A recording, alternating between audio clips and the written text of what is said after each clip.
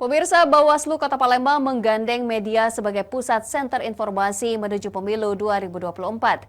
Sinergitas yang terbentuk akan menciptakan pesta demokrasi Indonesia yang jujur serta damai. Pesta Demokrasi 2024 sudah di depan mata. Partai-partai politik pun telah mengatur strategi untuk pemenangan pada pemilu. Badan Pengawas Pemilu Kota Palembang pun mulai gencar baik dalam pengawasan APK pemilu hingga memberikan sosialisasi langsung bagaimana langkah yang benar dalam berkampanye sesuai aturan yang telah ditetapkan.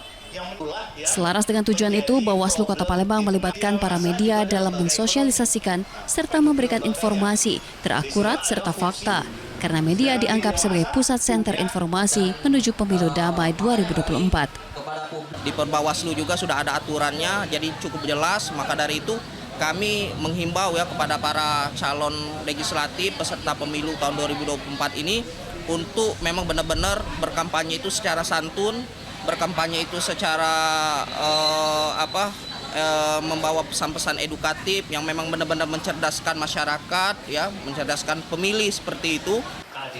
Bawaslu akan terus melakukan monitoring serta pengawasan selama proses kampanye berlangsung.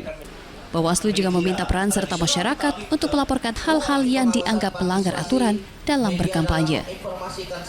Dari Palembang, Erwin Setiawan, iNews melaporkan.